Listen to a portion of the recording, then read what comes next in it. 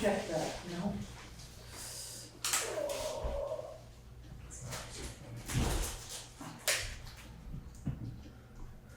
Did you walk over? Thank you. Any adjustments to the agenda? I have none. Anybody? No?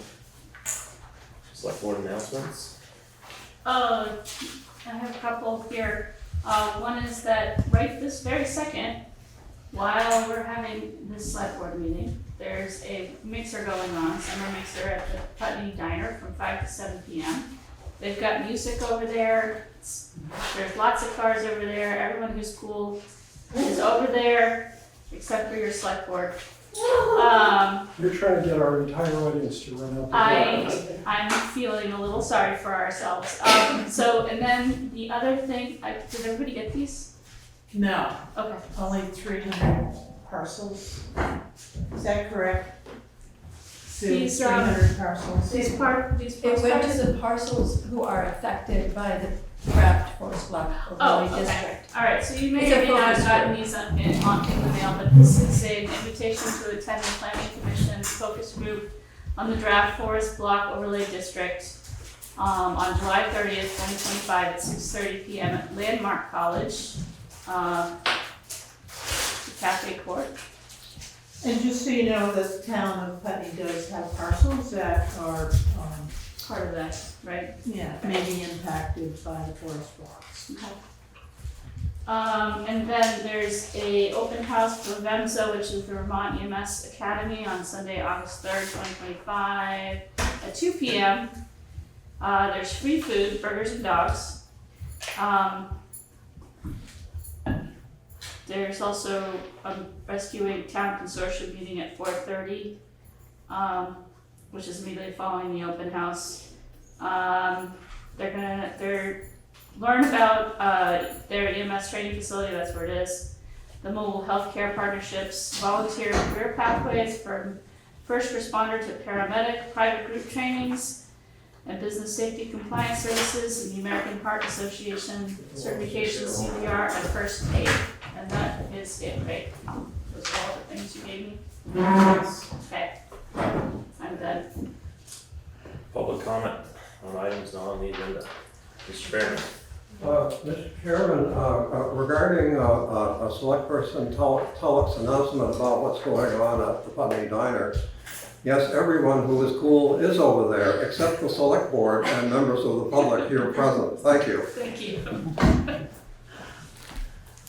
Jeanette? Sorry, I came flying and just had to drive somebody to Springfield. I have something for you. Thank you. I have extras in my bags. The Vermont Constitution, if anybody wants one. I distribute them everywhere I can. Cool. Ruby? Hi. So I'm Ruby McAdoo. I'm the coordinator for Putney Community Cares. This is Connie Richards. She's on the board of Putney Community Cares. And as you'll notice, we're both wearing safety yellow, green. And this is because we are poised and on the verge of launching a safety program called Walk Safe Putney. And so we wanted to kind of talk to you about it, share it with you, and talk about how we, what our next steps might be. We know that we're not asking for business, we're not talking about something that could be done right now, but I definitely, we want to make sure that the public knows about it and that you know about it. So Connie, do you want to pass, we have a few kind of packets out, and in this packet is a little, it's a smaller version of this, which is kind of a graphic that helps people understand some basic fundamentals around pedestrian safety, around wearing bright colors, staying aware of cars, making eye contact. And on the flip side of it, there's kind of some more information and a QR code if people want to donate to help support this program. But the fundamental thing that's inside of the packet that we're kind of excited about and we think hopefully will be helpful are these kind of reflective armbands. We went through a lot of thought around like what would people wear or use for real? Like, so we thought initially of doing, shirts or something, vests that you can put on. But in an informal poll of our own board members, that didn't go over so well. Great idea, but I'm not gonna do it. So we thought this armband, you could put it there. You could put it on a dog. You could put, this is for me, it's about 5 of them can go in a sash. You could put it around your purse.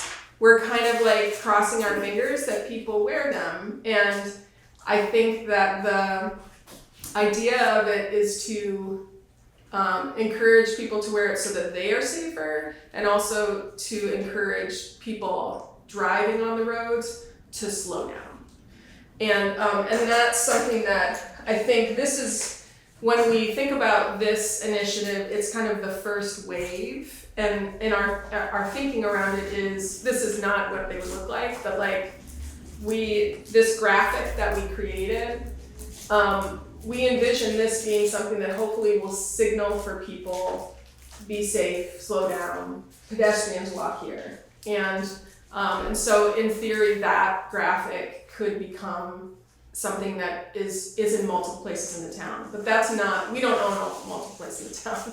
And we could put it right in front of Putney Community Cares, and that would affect a few people. But what we realized, and the reason that we began focusing on this, we because of the accident that was in town, that raised awareness. But in truth, for years we've been talking about the walkers around town. We see people walking from Landmark. We see people walking down from the Putney School. There's kids walking every morning from Signal Pine Daycare, and kids walking from PCS. There are a lot of walkers, and there are sidewalks, and that's great.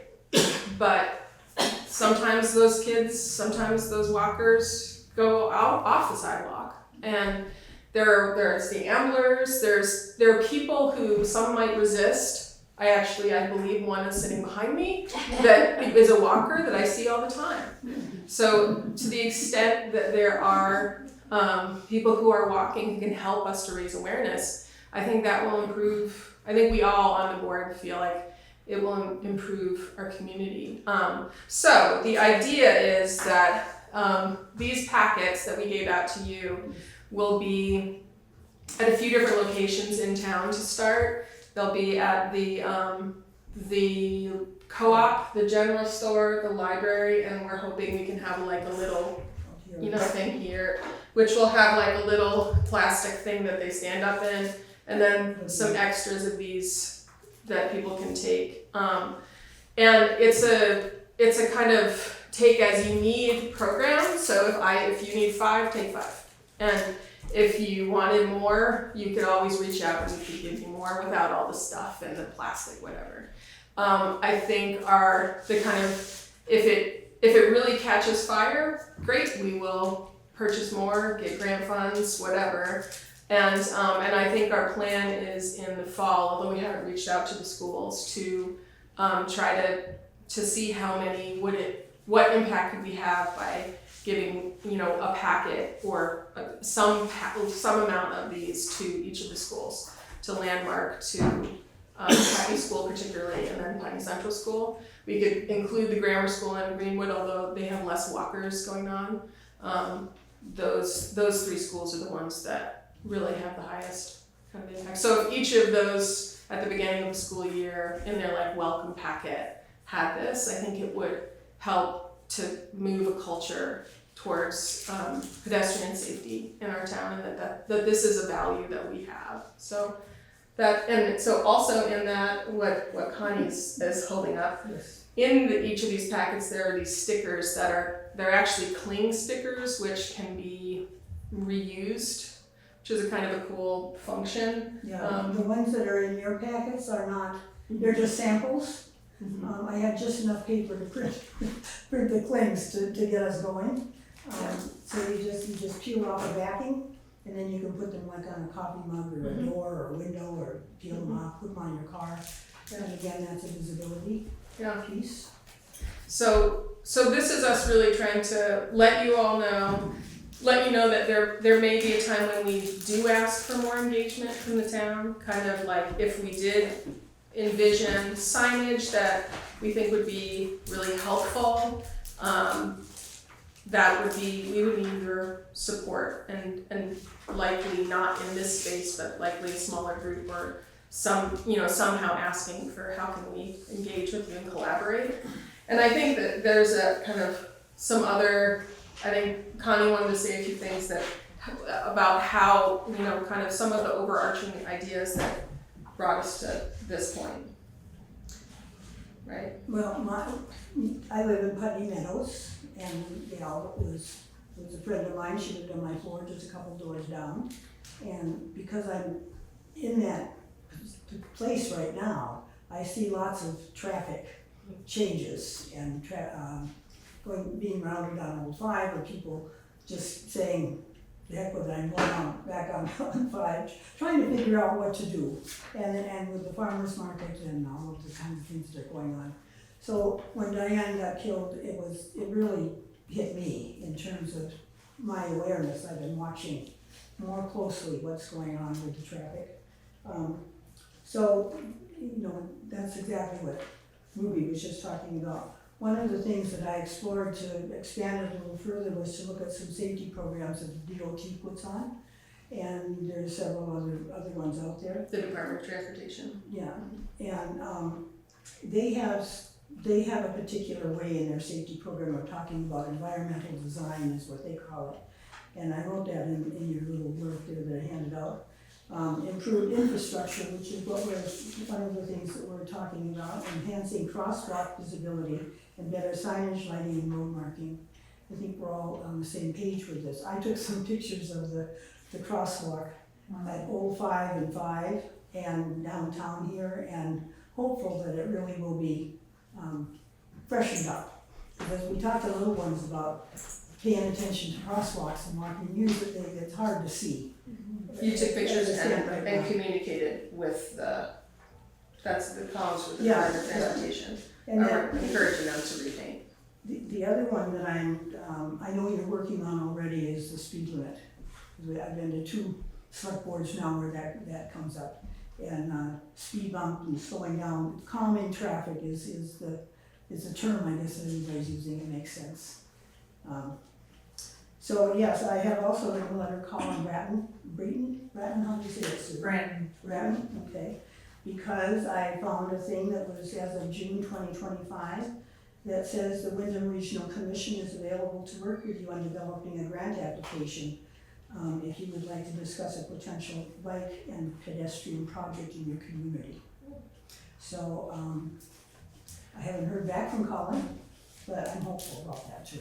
And we, as we've talked about it and thought more broadly around pedestrian safety and what that means as far as vehicular traffic, we do go to area towns, and we talked about Marlboro put in some temporary speed bumps that are now kind of like they're laid out. They take them out probably during plow season, but they're there. And that's one strategy that town did that is extremely impactful on South Road, which is their primary road that people speed on. So I think that, to the extent that there's work that's being done at the town level, we just want to alert you all that our organization is really invested in this particular issue, and this is the thing that we're doing to move it forward, and we anticipate that there are going to be other things, and Connie particularly is really invested in this and coming and paying attention and helping to inform the board and keep us abreast of what you guys are doing. So we're here, and and we'll come back if we have something more concrete that we need your help on, but that's where we're at. I think if you have any questions. Thanks for doing all that work. I wanted to mention that first of all, we do have a project in the works that is through that program, the Alternatives program, which is the sidewalk project, the path between the banks. which will help improve pedestrian safety. One of the challenges we have in Putney is that Route 5 is a state road, and so we're not able to just put down speed bumps across Route 5 because we don't own that road. We could take that road over, but we could take a portion of the road over. There's definitely advantages to that. We could do a lot of these things. We could do them a lot quicker. We could probably put crosswalks in more places than the state would allow us to. But obviously if we take over the road, then we also are responsible for maintaining it. So that's the downside. It occurs to me that this is an issue not just in Putney, but any town that has a state highway running through it as its main street. So I'm wondering if the legislature, maybe we should contact our legislators and ask them to come up with a way for towns to have more control over their main streets in the future, because this does keep coming up, and unfortunately there's not a lot we can do on the most dangerous part of Putney. So. And that sounds like a big bite to me, where what we're trying to, I just decided that little bites are better than big bite. So, What you're doing so is a little good bites of start. armbands and visibility requests and that kind of thing. It's a good place to start, I think. I just want to throw out a comment that the village comprehensive plan, when they start the process, the planning commission, there'll be public engagement.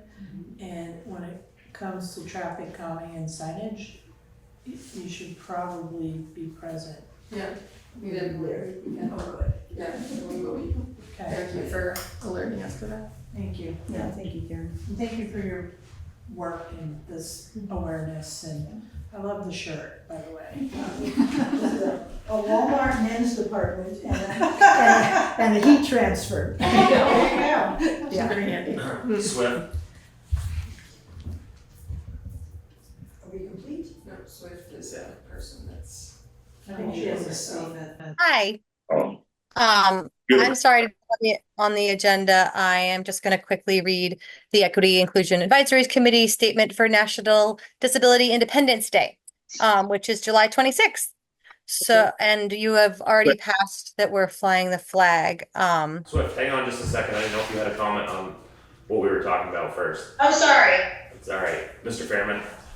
Thank you, Mr. Chairman, because I do have two comments on what was the previous speaker said.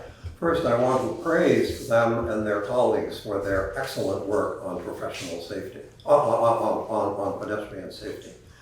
Secondly, regarding the question of state highways, in 2019, after pedestrians had been struck and killed on Putney Road in Brattleboro, the state said, we can't do anything about it until we rebuild Putney Road someday. In 2020, they were under construction. I'm one of the people who helped get that to happen. So I'm just letting you, I don't need to go into detail here. I can share if you want how we did it, but at some other time. But the essential thing is, we did it. Within a year, they were under construction. Now, some of it was delayed. They couldn't get electronics because of COVID, but by 2021, everything was up and running, crosswalks and strobe lights. Actually, I realized I have a third point, which is, let's see if we can get some grants to install strobe lights on the crosswalk at Kimball Hill, and also the one across Route 5 behind Putney General Store, or beyond Putney General Store. Thank you. Thank you. That one. I was trying to. It's the best, quickest way is to get somebody on the Windham Regional Commission Transportation as a Putney representative. And these types of projects can be vetted through them and That's true. prioritized. We are looking for representation on the Windham Regional Commission, and they would definitely be helpful in pushing stuff like that through. Yes. So. And with this comprehensive village plan, we should push to get somebody on that committee now. Mr. Fairman? Mr. Chairman, a few meetings ago, when a representative of the Transportation Committee was here, I nearly volunteered for the committee. But I parted with him at the point where he said, as the Transportation Committee, we do as AOT says. Coming back to the Putney Road crosswalks, if we had done as AOT says, there wouldn't be any crosswalks there now, 6 years later. But there are, and it's because we didn't do as AOT says. Thank you. Anybody else on that topic? All right, Swift. Sorry about that. I was All right. not entirely paying attention. So as I said, apologies for not getting on the agenda. I'll be as quick as possible, but also want to be respectful to National Disability Independence Day, which is July 26th. You folks passed that the flag will be flown. There's a flag for it. It's rainbow kind of archy thing, or maybe not rainbow. It's kind of like a prism. With a black background from the 25th to the 27th. And this was written by Jill Hinckley. National Disability Independence Day is observed annually on July 26th in the United States, and this day commemorates the signing of the American with Disabilities Act, or ADA, into law in 1990 by President George H.W. Bush.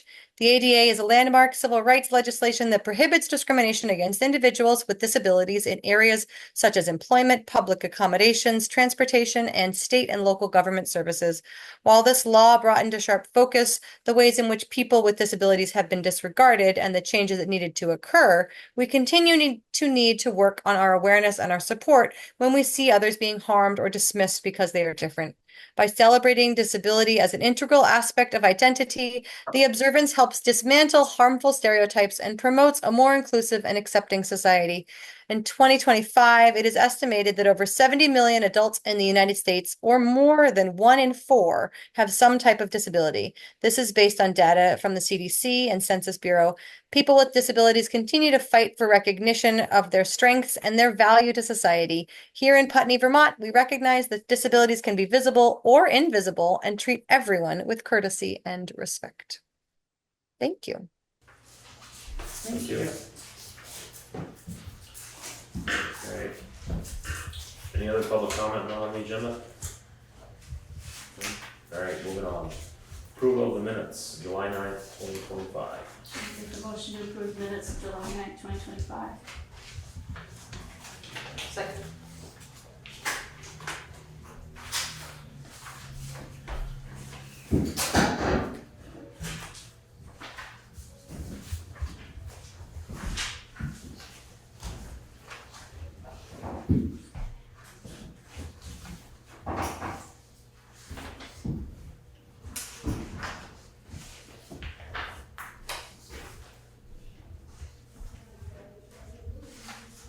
I don't have anything. Anybody else? All in favor? Aye. All right, warrants the treasurer. So I make a motion to approve and execute the warrants to the treasurer upon completion of the review. Second.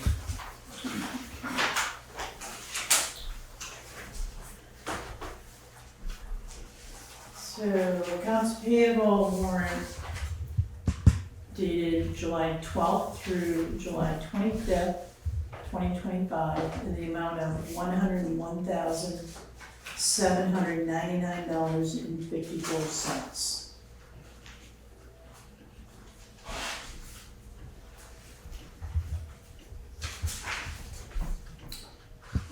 In here, there's a purchase for 11 AEDs for $16,000. One for each public building, there'll be one, and then the remainder will go to the fire station for apparatus and the building. Computers were purchased for $5,645. 3 computers were replaced at the fire station and 2 here at town hall.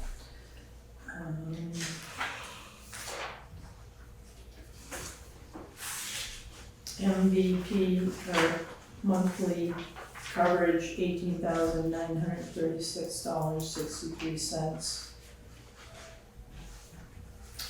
Procom Services is radios for the fire department, $9,638.40. The library is starting their lighting project for the parking lot, so there's a deposit of $5,000. That money is actually coming from the ARPA funds. And the Windham County Sheriff's Office for the monthly policing services, $10,833.33.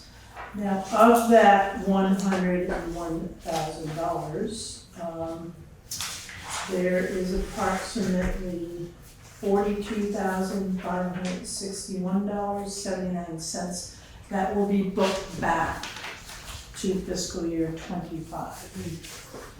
So a majority of that is out of the general fund, which most of it is derived from purchases that we have with the fire department.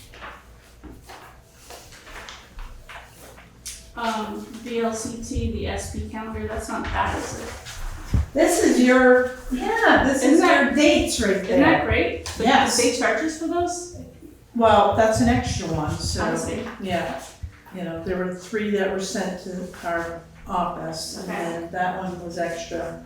But for the select board, you can reference these dates for specific items that need to be done, either by state mandate.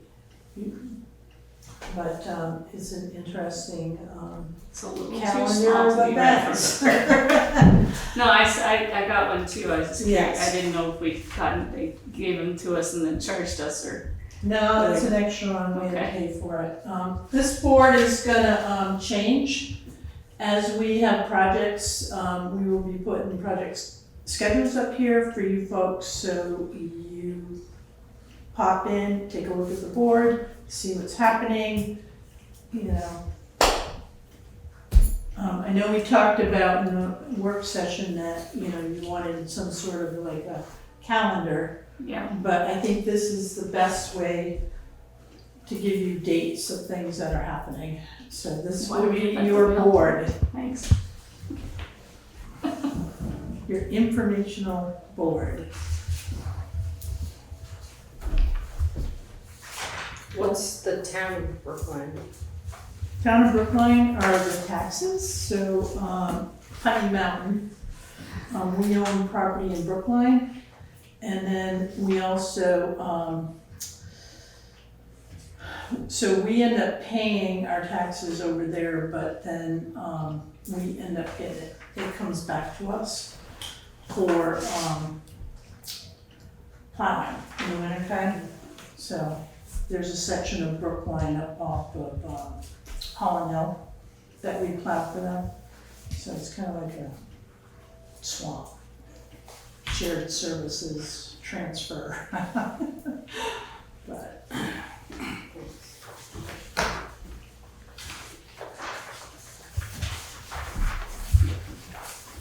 hey, any more questions on accounts payable? Payroll dated June 25th, 2025, in the amount of $30,985.06. So we have the pool in here.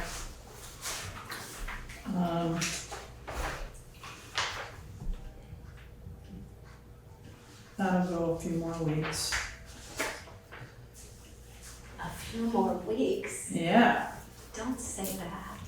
School's Yeah, we starts up have, on what, August 28th. 5 weeks left. That's it. I know, we're already through July. I don't know, No, time is no. just flying. I'm just not liking it right now. Slow down. Slow our roll. But,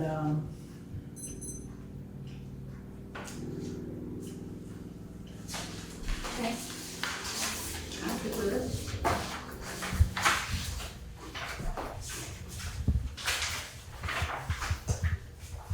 Public comments on the warrants? Mr. Framer? Thank you, Mr. Chairman. Because my questions are related to the warrants to the treasurer, I believe that they are germane. The first one is, our town manager mentioned something called, I believe, an AED. What's that? Automatic, External defibrillator. Yeah, I've seen them on the walls in various buildings, yeah. yes. Okay, and the other question is regarding replacement of the computers. Were the hard drives destructively wiped? Yes, and they will be certified by CCI, Excellent work, who is our IT company. excellent work. Yep, Thank you. you are welcome. Alright, all in favor? Aye. Town manager's report. I have one, hang on. Where is that? I always do this, folks.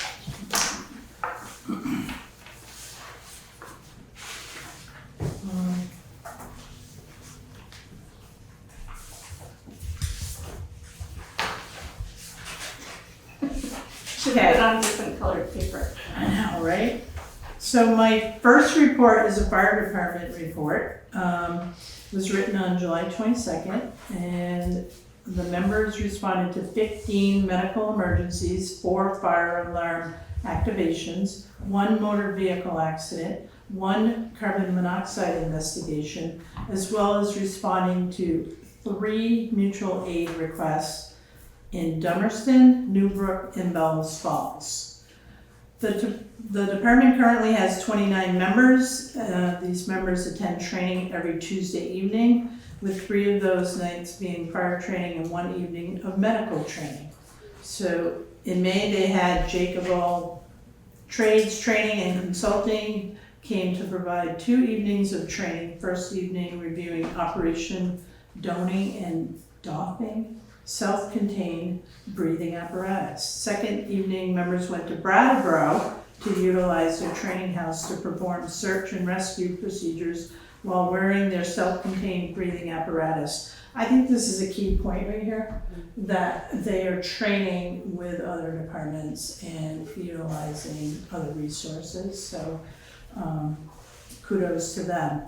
In July, they checked dry hydrants and all over town for water supply during fire, as well as they operated each fire hydrant within the water district.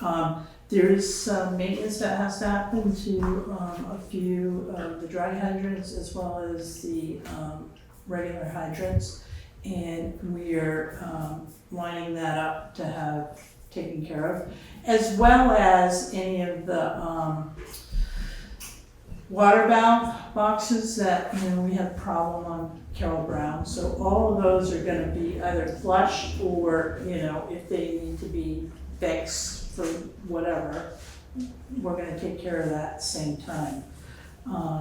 So we're in maintenance mode right now with our systems. So the following topics or trainings recently done at environmental emergencies are environmental emergencies, trauma emergencies, hemorrhage control, and protocol review. They are also checking all apparatus and equipment each month. There will be some maintenance on some of our trucks too, and I will keep you informed about that as it comes across my desk. All fire members were fit tested for the self-contained breathing mask by the Vermont State Fire Academy. Apparatus and equipment, new Cascade air filling compressor has been installed and is in operation. So that was like that $20,000 piece of equipment that ARPA money funded. So that is up and running. And the 20 self-contained breathing apparatus units will have the annual testing completed by Fire Tech and Safety at the end of July. And I know they've already got that scheduled, so. Apparatus maintenance has been performed with each vehicle, had its annual Vermont State inspection performed. Fire pumps on the 3 fire engines were serviced. This fall, the pumps on these trucks will be tested by a third-party vendor. The ladder truck is scheduled for its annual service, as well as the third-party vendor will test the aerial ladder. So community outreach, as people know, if you're at the community supper on July 11th, the Putney Fire and Rescue hosted that dinner. And that is the report from the department. Mr. Chairman, Mr. Chairman, yesterday evening I was walking this way on Westminster Road when all three of our fire engines headed north. They were on a run, you know, sirens and red lights and everything. And by the time I got down here to the corner, one of the engines was returning. We turned the corner together. As it accelerated down the street, I saw black smoke come out the exhaust.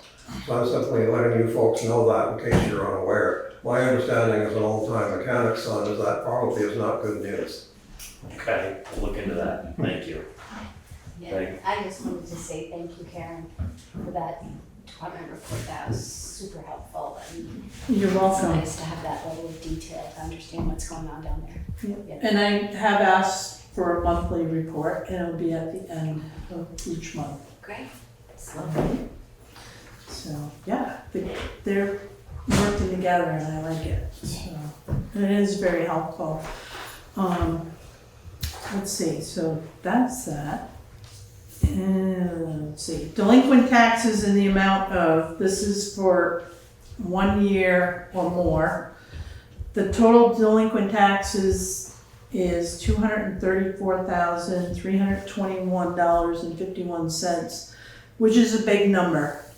Of that, $111,339.89 is more than 1 year in arrears. Wow. So almost half.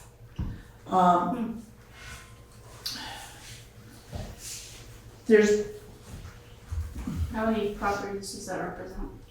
most likely there's 4 that I could really like put up for tax sale. There's, I'm gonna say there might be 15, but some are mobile homes. Yeah. And then there are 2 that don't have probate estates, so they're hung up. One's been hung up since 2001. That's still hung up? Yeah. Okay. So, you know, I have some agreements with a couple. There are some hardships. Mhm. You know, work with some people, but letters will be going out to all of them, just because they either need to get into a delinquent tax payment arrangement with the town. Because if they don't do something, they're just gonna get further behind. Right. So I do have some work to do on that. So with that being said, tax billing due is August 15th, 2025, which is around the corner. Most of the payments that are coming in right at this time, they're paying their property tax in full. So it's not unusual, and to be honest, to have the money up front like that is not, it's a good thing. So Kim and I are uploading files for the auditor. They'll be working on our documents next week, Monday, Tuesday, and Wednesday. I still gotta upload about 12 grant agreements and spreadsheets. Kim's working on the asset list. She's been doing an excellent job getting that up to date and working with R.H.R. Smith, our auditor. Scam alert, there's a new scam alert, folks. We did put the phone number on our website.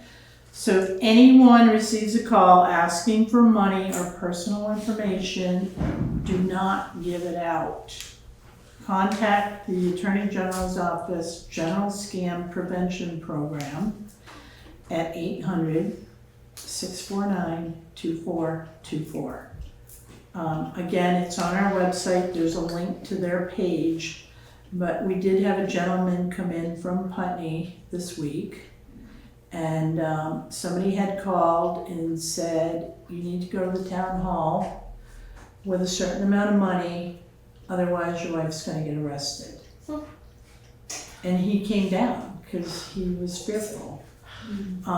So we gave him this number and hopefully, but just be aware, people, there are many scams out there and just don't fall victim to them. So there's that. I have one more report, Town Hall, renewed Town Hall renovation project.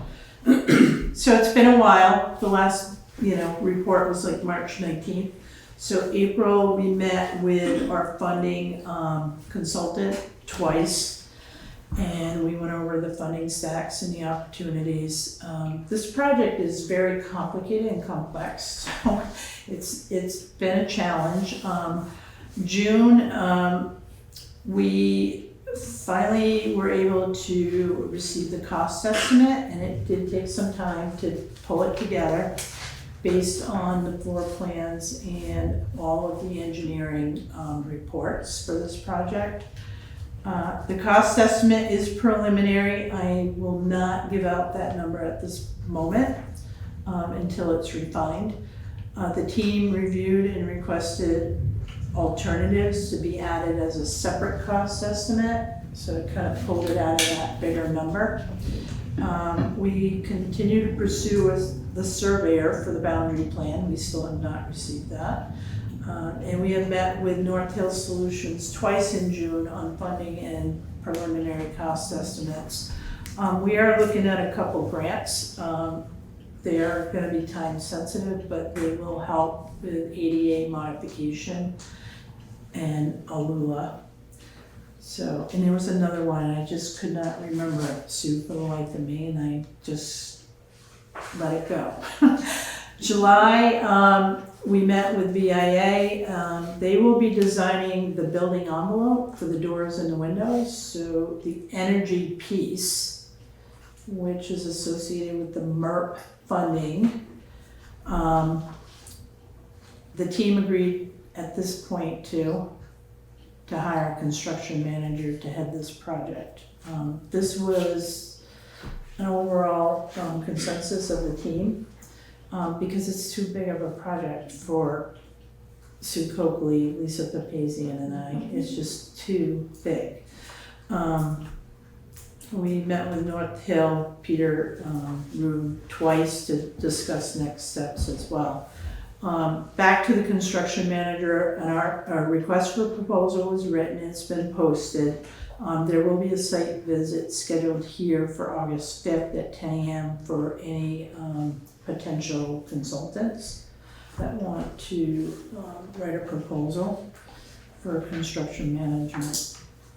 Critical to the renovation of Town Hall, the Paul Brune grant, which is $95,000, that funding must be spent by July 2026. That's for the windows and the front doors. ARPA funds of $200,000, which was allocated by the select board, must be spent by December 2026. Now, the ARPA right now, we're using that money for the architect. The construction manager, that money we can use from the MERP, which is the Municipal Energy Resilience Program. Did I get that right? Okay. So, Yeah. The MERP funds, we have $402,500. That money has to be spent by December 2026. So at the moment, if you can see what's going on right now, so we have a preliminary floor plan, we have preliminary cost estimate, right? We have all this money that, $695,000, folks, and $695,500.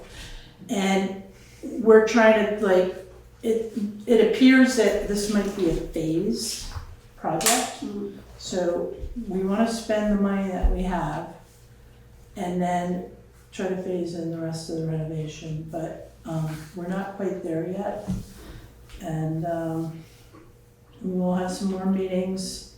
We are intending to put this project, present it to the select board, hopefully by September.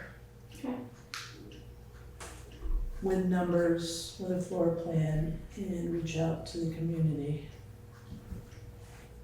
That's where we're at. Cool. So there's a lot. That's all I have. Okay. Public comment on the town manager's report, Mr. Fairman. Mr. Chairman, first, a question to our town manager, and perhaps a suggestion. You mentioned the total of delinquent property taxes, and you Yes. mentioned payment plans, but you didn't mention how much of that total is currently under payment plan, either as an amount or a percentage. And I realize I'm blindsiding you here, so this could be just a suggestion, but if you can offer any sort of answer, of course. That percentage is very small. Okay. So I may have two that have payment arrangements, Sure. so. Okay, thank you. The other is sort of an observation. You mentioned Lisa Papazian. For those who don't know, she certainly is among the top-ranked historic preservation consultants in Vermont, and is a former president of the Preservation Trust of Vermont, whose renowned predecessor was Paul Broom. I take the liberty of suggesting that she vet any prospective construction manager, because construction management of historic buildings is full of surprises. And for someone who's thinking about new buildings, and we just go straight through on the critical path schedule, it's not going to happen. You need someone who's familiar with this. Thank you. Thank you. That's why she's part of our team, because of her knowledge and experience. Well, I simply add that I would suggest that she have a say in who gets picked as construction manager in terms of that person's experience with this sort of project. Yep, got it. All right, moving on. Planning Commission status report, Sue Coakley.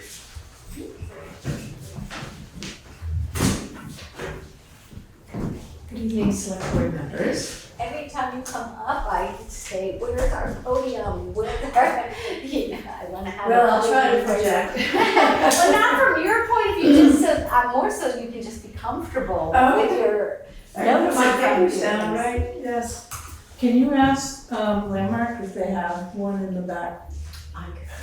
I'm sure they have more than one that they can, Okay, I will. and then we'll figure out where to put it in this small room. It might fit very well when the town hall's renovated. Have a built-in. Maybe upstairs? Okay. So this is my monthly report of the planning commission. It is something that I offer to do to keep the select board informed about what's going on. And I will try to be brief tonight. I know there's a very cool event happening right next door that we're all invited to. I want to talk about the zoning bylaw modernization project first. We had our last of 3 in-depth meetings about changes to the bylaws. That was held July 1st. And we reviewed Articles 7, 8, and 9. And of most importance is the areas of special consideration. Our really only major new thing being proposed so far, and probably likely through the process, is a forest block overlay district. I've mentioned that before. At the July 1st meeting, we had our first look at what that might be, some good discussion about it. And we also agreed at that meeting that now that we have a concept for discussion, we should hold a focus group of affected property owners so they could learn about it, and while we're crafting it, get some input that we could consider as we move to something that's more of a proposed. Right now, it's just a discussion draft. So that is scheduled for next Wednesday. Landmark College, which is one of the affected property owners, is hosting the meeting at the student center. The cafe court is where they have a fairly good sized meeting room with a large screen that allows Zoom participation to work well. You are all invited to come to this meeting. This meeting will be a very good time to learn about what is being proposed and what are the feedback and comments.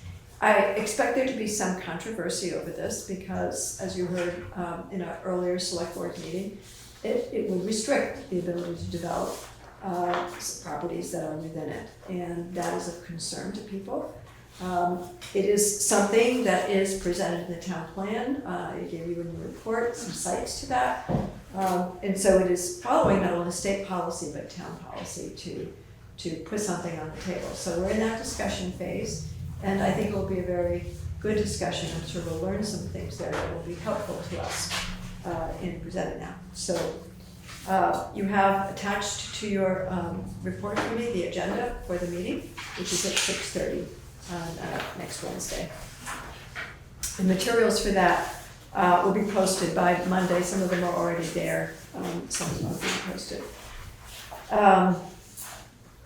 Beyond that, at this phase of the project, even while we're going through a focus group, we are taking our first comprehensive look at all the proposed changes that have been discussed over the past several months. So tomorrow I'll be providing to the Planning Commission and the Advisory Committee a full integrated draft with the proposed changes.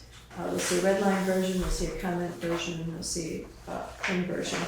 And that is just to allow us all to look at it as an integrated document and provide comments by mid-August so that when we meet in September, we can provide input that would then result in what would be the first public draft for discussion. And those discussions will be September 30th and October 14th. And we'll be doing more publicity about that. So that is the focus to get us to the September meeting. Then the next project that the Planning Commission is involved in is we continue to provide support primarily to the town manager for the Putney Landing walkway design and construction. Phil Bannister and I are assisting the town manager to create a project plan. At the moment, providing assistance to do an RFP for a qualified design engineering firm. And there's a wonderful option that V-Trans offers called At the Ready procurement process with pre-qualified contractors, which offers a lot of benefit to a small community like Putney. So that is moving forward, and we hope to have an RFP prepared in the next few weeks so that a consultant could be engaged as soon as mid-October to move that project forward. That really is the first step to undertake that. Once that's done, we'll have a more specific project schedule, but that's step one. Thirdly, I want to talk about the comprehensive village plan. We will begin to move that project forward. It's been discussed a lot. At the August meeting, the Planning Commission, August 5th meeting, the Planning Commission will look at the formation of a project advisory committee, such as we use for the housing needs assessment and for the zoning project. We believe that's worked very well. We want to continue that process to help us have a broader, not only perspective at the table with the Planning Commission, with the consultant, but also to help us more broadly engage the community. The more people involved, the more touches there are in the community, and we find that very helpful. So we'll be talking about that at the meeting, and our intent would be launch the nomination process. As you might recall, it's a self-nomination process. You can nominate yourself or somebody else to participate on it. We'll have materials, criteria, focus, goals, all of that. There'll be the full package that will come out, and our hope would be to engage that committee by November so that we can review an RFP for a consultant to provide services. We would like to have that consultant on board in February and begin the process in earnest in March. Why March? Because we'll be done with the zoning bylaws, for one, project management. And secondly, because the Windham Regional Commission is undertaking its regional land use plan under Act 181. And this fall, well, currently they're putting together a draft of what that would look like. And then this fall, they'll be meeting with communities, including Putney, to talk about the recommendations that would affect Putney in particular. One of those things that was slated for the comprehensive village plan was to look at opportunities to extend the village area and the neighborhood development area under a new program that has been introduced, also in Act 181. which I provide a link to more information for you to read about that. I encourage you to look at if you haven't. So we'll wait to see what Windham Regional Commission suggests for those things. That is something that their recommendations will have to go to the new Land Use Review Board that is being set up at the state, the LURB being set up at the state level. When that's done, then we would have good information that we could build on and not have to spend our money to do the same thing that they're doing. So we're waiting to we're not breathless at the Planning Commission, and we're waiting for the Windham Regional Commission to finish that work. So March would be a good time to step off to that, and that is our intention. And lastly, a couple of things I wanted to talk about: enhanced energy plan and energy facility siting. So one of the topics that I've brought to you in the last year have been applications for energy facility siting, one for solar and one for an energy storage facility. And it has raised the question, what standing would the town of Putney have in a public utility commission certificate of good proceeding regarding one of these? And if we wanted to have a substantial deference in one of those proceedings, we need to have an enhanced energy plan. Our town plan actually calls for us to do something such as identify renewable energy sites.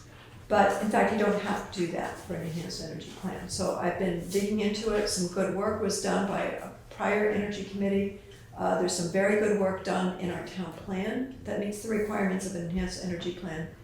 And I'm delighted to report to you that Windham Regional Commission is offering its assistance to help us figure out what we would need to do to work from all the pieces that we have, use their models and so forth to update and create an enhanced energy plan that would give a town that deference, substantial deference standing in a public utility commission proceeding. Feels important, and I think it won't be that hard to do because we have a lot of good things to work from, and the regional commission will help. So we'll be talking about this at the August Planning Commission meeting. That work, if we undertake it, would begin like next June. Again, project management, not trying to do everything at once, but I don't think it'll be such a big project. And as we get closer to it, we'll come to you to recommend or not a project advisory committee. Once I know more about what's involved and what it will take. That could be a good idea, but we don't have to decide that now. I'm just giving you all an idea of schedule of projects. I will say that I recently checked in with Encore about the battery storage project. They had intended to file for certificate of public good in May, and I hadn't seen anything at the Public Utility Commission. I asked them, and they said they are still planning to do it, but they've had some staffing changes and they're going to be coming in this fall. So they're not on the schedule they thought, but they're still pursuing it. Wanted to let you know the status of that. And then it ends with just a little high-level schedule. You can put it on your board if you like. That what we're planning to do over the next few months, what remains a question for us, and I brought up last month, is what role would you like the Planning Commission to play in a couple of the projects out of the housing needs assessment? We're waiting for clearer direction before we undertake that. The housing coordinator pilot development as a community service, as a town service, I should say, piloted with another town is one of the top things to move forward. There's still funding options for that. So I wonder about that and anything else. So I just left question marks there because we're not quite clear what that might be. So that is the end of my report, and I did that in less than 15 minutes as I was requested. Thank you. Thank you. Good job, Sue.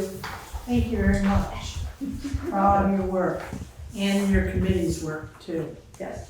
And I really think it's a great idea to put this calendar up here. I Yes. think that would be super helpful. I've also talked with the town manager about putting up on the board the chapter 9 of the town plan, which is the implementation plan, which has a timeline on it and assigned entities for it. We haven't really reviewed that specifically. I don't know what your pleasure is about that. But a number of things are moving forward, and I'll do my best to identify things that have a way forward.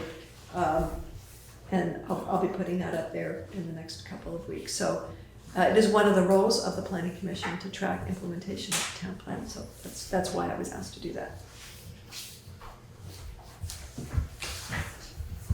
Any questions or comments for Sue? Thanks for all your good work, as usual. And keep on keeping on. Thank you. Any public comment on the planning commission report? Alright, moving on. I think we said on your record. Selectboard New Business. Rescind and establishing and implementing a program to charge mitigation rates. That's your budget.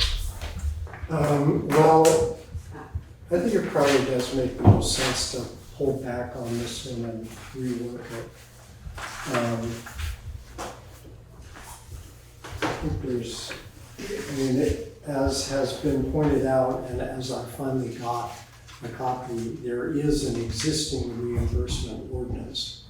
One of the problems with it is that it was last updated in 2003. So it's 22 years out of date, including the reimbursement rates.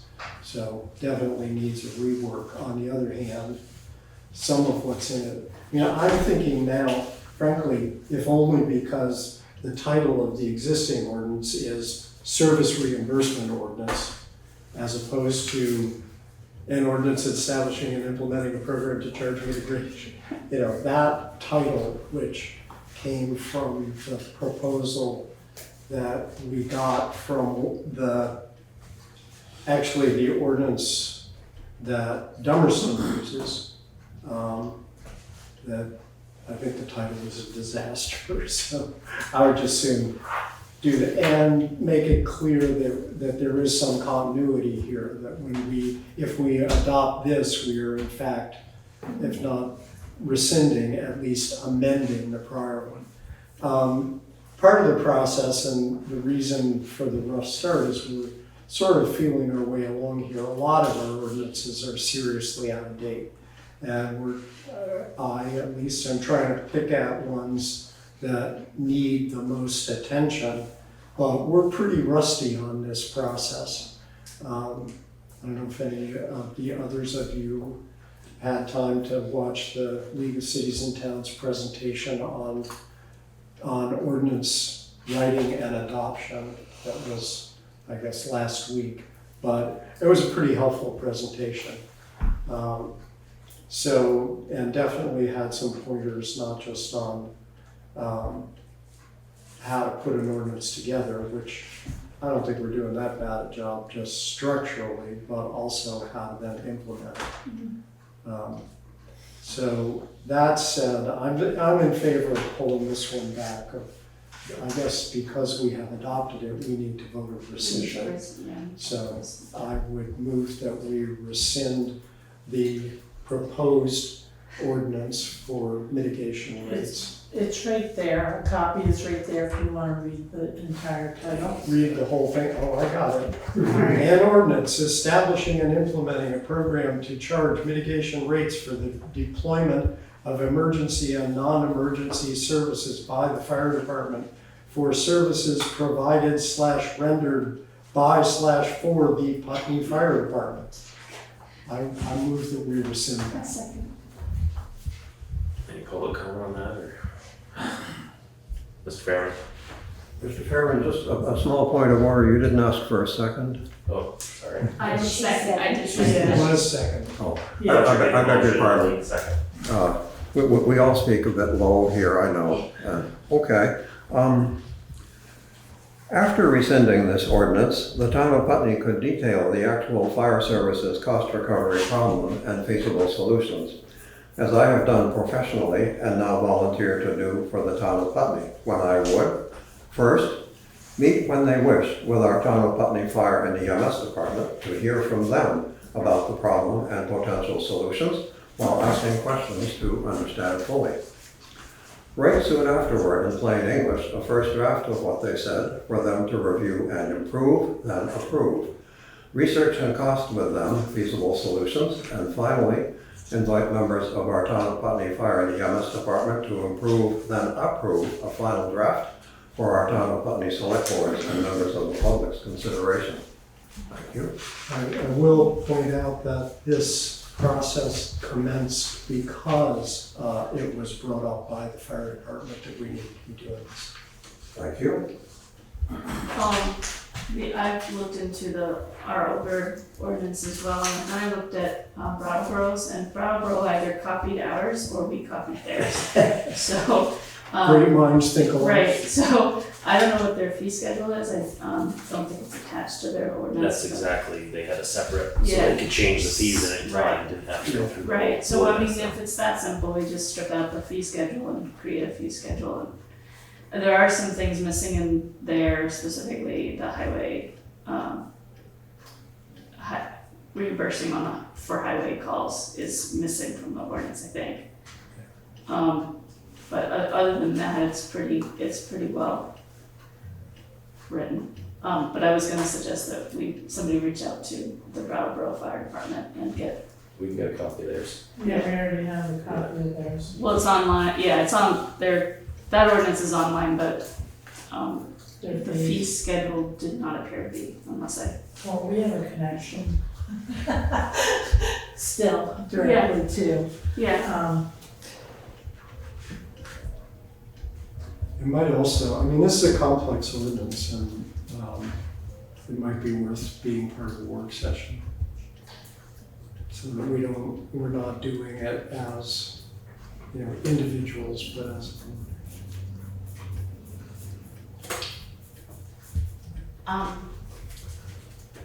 I would think, I would, back to the conversation, back to some of the comments that happened at last select board meeting, I do believe that it is, within the law that for a few of us to work together to draft something with some committee, with some town, other folks in the town's support. And that's what I would encourage. I feel like we're getting there. It's clear we need to do some more work, but I actually think we might be more efficient to have one or two of us and community members, including the fire department and the town manager, that's the team that I think should be working together. Would be more efficient than the 5 of us doing it and then bringing it to us. Yeah, I think that's probably the best way to do it. Jeanette?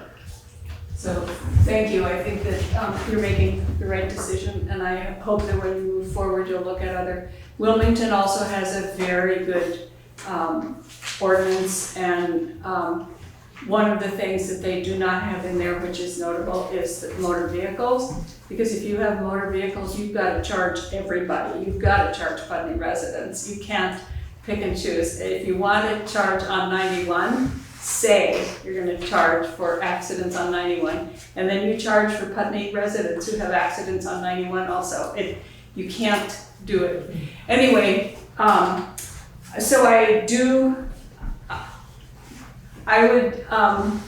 raised a whole bunch of questions before on this, and I wrote up some thoughts, and if you don't think I'm putting my nose in where it doesn't belong, which I often do, I'd be happy to work on this. Policy is what I love, and I am pretty good at it. I would ask you to change your motion, because what you moved is to rescind the proposed ordinance. You're rescinding the already adopted ordinance of June, I think it was 11th, whatever that date was when you adopted it. So you're not rescinding a proposed one, you're rescinding an already adopted one. I guess in a sense we could quibble over that, but it's not an ordinance until it's run through the whole process of completely being adopted. But fair enough, then the ordinance. There's not a procedure to rescind ordinance before it's been Yeah. enacted, so we're kind of making it up as we go along, but, I think the motion was clear enough too. Well, I'm perfectly willing to suggest that we take proposed out of the motion. Is the seconder willing to Sure. accept that? Fine, so if we could take proposed out, that would be fine. Heather? Just for clarity, is it normal to include in an ordinance things that are standard practice within a profession? So anytime anybody goes to a motor vehicle accident, the ambulance, the fire, and the hospital are gonna charge the vehicle insurance, which is standard practice wherever you go. Is that something that needs to be included specifically within an ordinance? I don't know. We're not really talking about that right now, because we're sending That's the highway part. well, we're rescinding an ordinance right now, Right. we're not moving to start changing another one, that's a good question, but, it's not necessarily relevant to this discussion. It's a good question, though. I've been wondering if we could potentially have this be two separate things, if there was a fire prevention ordinance that was like the nuisance, the having a fire when there's a ban, things that result in the fire department coming out to your house, that would be a fine. Because you broke the law. Yeah, and then make that a You're law, doing and when you firework, yeah. break the law, there are people who are allowed, the fire chief could be one, law enforcement officials could be another one. We could appoint somebody else who's allowed to write tickets, and if they do that, if they're under $800, the fines, we send them out, and then the Vermont Judicial Bureau, thank you, would take it from there, and then I feel like that would be an ordinance that people who could write and that would be easy to understand and pass, and then have the second part that's insurance and quite more complicated be a separate thing. That's a good point, because one is a fine and one is a reimbursement for services.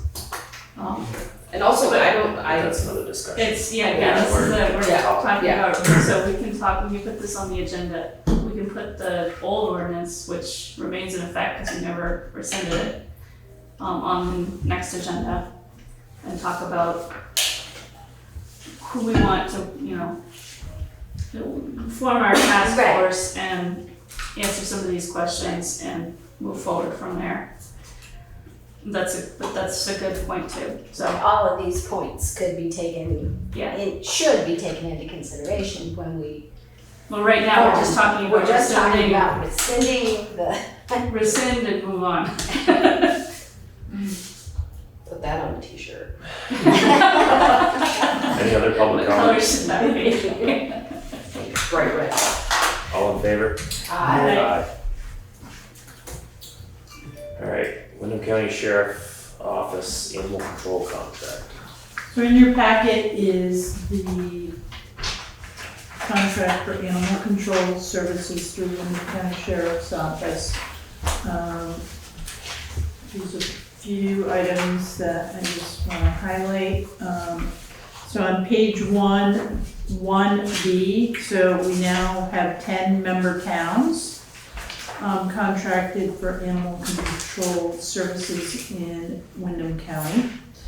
On page 2, item 2, compensation. So the town shall pay to the office the amount of $9,172 for the 12-month period for animal control services under this agreement, which equates to $764 a month, 12 equal payments.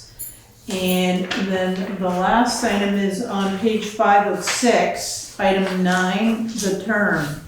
The term of this agreement shall be July 1st, 2025 to June 30th, 2028. So this is new, this is a 3-year contract. So Usually it's been an annual contract. So the wording you just read about the compensation talks about the 12-month period. Yep. Are they saying that the amount is gonna stay the same for that full 3 years? The way I read it, Should we yes. change that language to say it's per year instead of? Well, here's the thing. and, cause I missed that meeting, cause I was in a different meeting that I had to be in. If a town enters into contract, a new town, In town, that should go down. it should go down, and I would think that the contract would change based on that amount. Can we So get clarification on that before we sign this? I can. Because those two things are contradictory. I think. Yeah, I can, and I know these are boilerplates, so. Yeah. So your question is, does this remain the same for over the 3 years? Yeah, and what's the mechanism for if a town, Change, yeah. if a town comes on within that 3-year period, should we expect a reduction or are we stuck with that number? Right. I don't know whether you know, but is the rate the same for each of the 10 towns, or does No. it vary depending on It's population? based on population. So did our rate go down because another town joined? No, actually, it went up from last year, I so. think a town dropped out. Yeah, Oh, a town dropped. yes. He was talking about some towns not paying, Yeah. not paying up, so.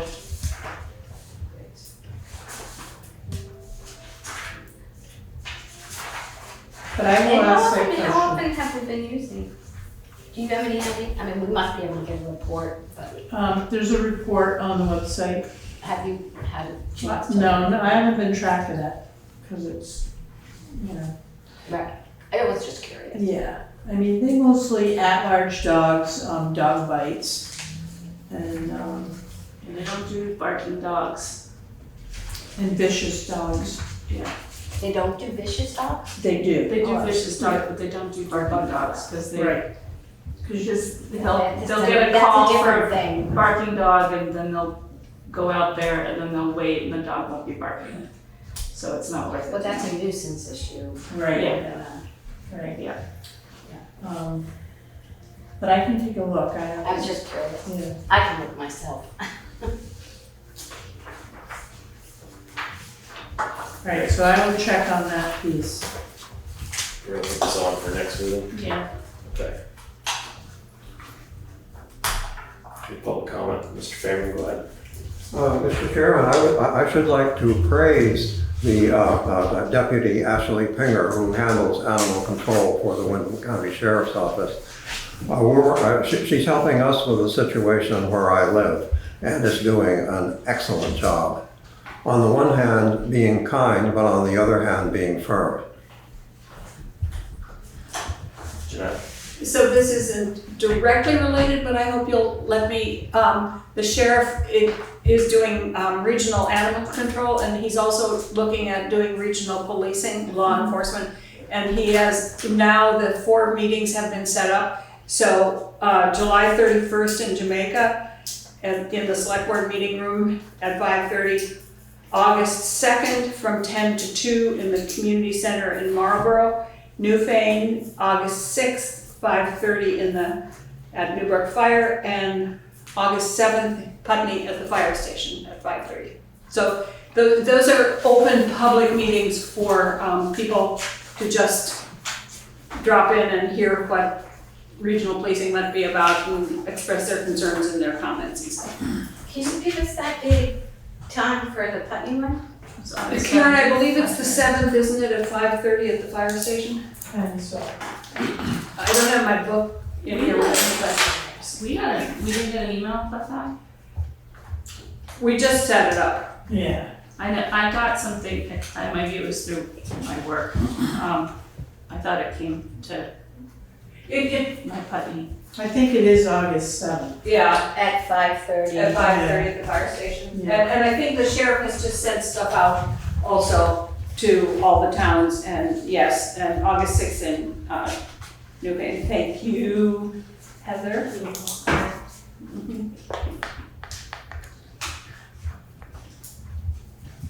Thank you for letting me throw that in. I have one question about the contract, paragraph 13. What's that mean? What's that? Availability of resources. What was that? This entire agreement is based upon availability of the office's staff and resources. What does that mean? If they don't have anybody, they don't do the cost? I mean, this entire agreement is based on, I don't know what it means. There's one animal control officer Right. for 10 towns. So if you have a call, It's a shared resource, basically. That's the same thing with our policing contract. You can Right. call them sometimes and they're not available. I get that, I just didn't understand why it says the entire agreement is based on this. Who happens to be in the office at any given point? Yeah. I get the idea that you can't be in two places at once, but I don't understand what the implication for the entire agreement is. yeah, I mean, maybe we don't have to. If we're not in the office, If when we we're not in the office, calls for the bill. Mr. Fairman? Mr. Chairman, I can say that where I live, we have never felt that the animal control deputy was slow to respond. Thank you. Any other comments on that? All right, Karen, you're up. End of year quarterly financial reports. So these numbers are gonna change a little bit. Unless there's something really big that I missed, but I suspect they're not gonna change much. So the general fund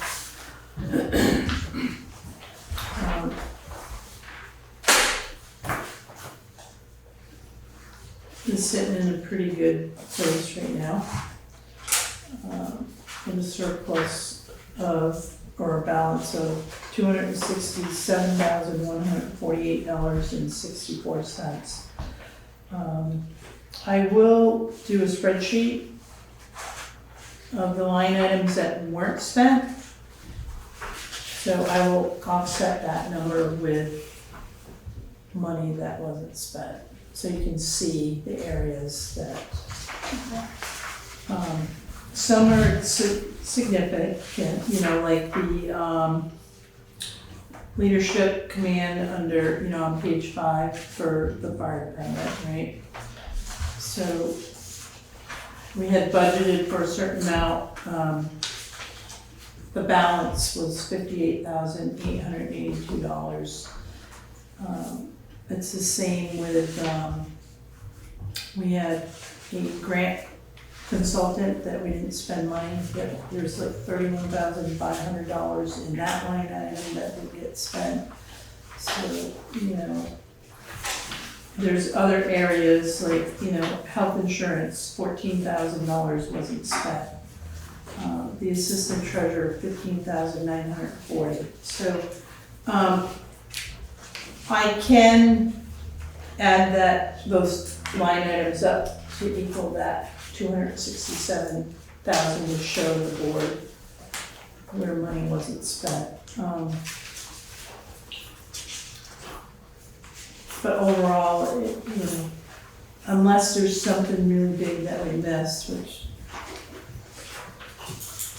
I'm not seeing at the moment.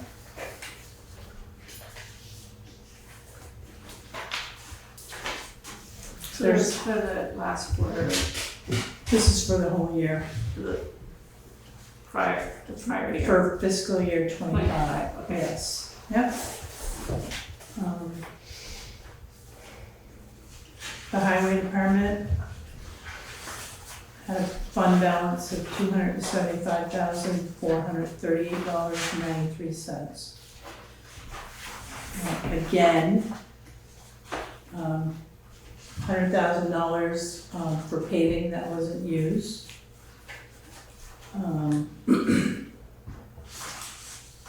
General maintenance salary, $27,897 left in the budget. Winter maintenance salaries, $36,472.50, and I can say that we had an extra person on payroll that we did not hire, so that is the reason we have money unspent. Health insurance, $88,723 not spent. You know, that was for an employee that was not hired, and then there was a family plan that, you know, somebody had left, so that is residual money that wasn't spent. So I'll be taking a hard look at, you know, the needs for the next budget season. I do expect a few adjustments, but I don't anticipate they're gonna be major.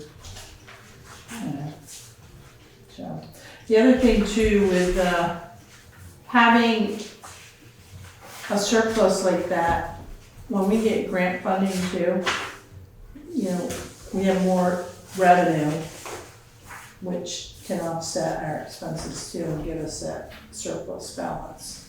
So bringing in grants is a benefit for the town. And we try to do that with as much as we can. The library operating budget, they just came in and gave us some adjustments there. About $779, you know, in the good. So, but their money's appropriated to them, so. Sewer and water, it looks a little upside down only because we purchased the generators, one for each department. The reimbursement hasn't come in yet, so I'm hoping we can offset those expenses, but it may not be in fiscal year 26, and we may just show in 26. So it won't show in 25, but it will show in 26. The other thing too is we're still collecting the last quarter payments. So that revenue needs to be shifted over to the fiscal year 25. So those numbers will look a little better. And there is 2 adjustments that need to be made on page 1 of the sewer department. The bond payment, you see, it doesn't show that it's actually been paid. That's a journal entry at the end of the year. So that'll be an expense, so it'll, you know, add to this negative $68,728. But again, the generator was $75,915, but I have a grant for that, so. And then the water department's looking pretty good. Right now, it's a negative $20,454, but again, same situation, $44,987.79 for the generator. And we're gonna have to make the bond payment with the journal entry. Then there's a depreciation expense on both budgets. And so those 2 budgets are not finalized yet. They're gonna bounce around a little bit. But overall, I believe we're in a good position. I'm not freaking out, so it's all good. But I don't want you to freak out. I remember the first year as town manager, we had like a $40,000 deficit in general fund, but we made that up, so we're good. Mr. Fairman. Mr. Chairman, a question for our town manager. When you refer to amounts that have been unspent, are that currently are unspent, are they eventually payable? No, I won't be spending that money. That money won't be spent. So it is an actual surplus? Yes. Yes, Yeah. okay, thank you. Also, I take the liberty of offering a suggestion to our town manager, Mr. Chairman, for people who are not numbers people. And that is that you consider summarizing what you just said onto one page that you can distribute so that people can see it all together. I happen to be a numbers person. I have in mind what you said, but not everybody is a numbers person. Yeah, I'm working on that. I've asked for it a couple times, and, you know, time and staffing doesn't allow. But it would give a better picture, and in the future we'll be more proactive about just writing up a one-sheeter. By the way, I did not intend to imply any criticism of your excellent work. It was just that I know you're a numbers person and I'm a numbers person. Yeah. And it's somewhat difficult for us to identify with people perhaps who are not numbers people. So, you know. I think everyone should be subjected to numeric reports personally. I know. This is your training, folks. So, I just wanted to thank Karen for that report and congratulate you on that outcome. I know you worked very hard all year to do that. You have your eye to the bottom line all the time, and it's not a surprise that that result is there. It's very managed. It's not by accident. And it's some personal cost to you, you know, in terms of support at work. So thank you very much for what you've done to manage it, and it's great to see the town, you know, ending the year very positively like that. Thank you very much, Sue. Appreciate your comments. okay. There's no select board old business. We need an executive session. Wasn't on the adjustment, so I'd say no. All right, next meeting, August 6th, 2025. Your motion adjourned. The motion to adjourn. Second. All in favor? Aye. Aye.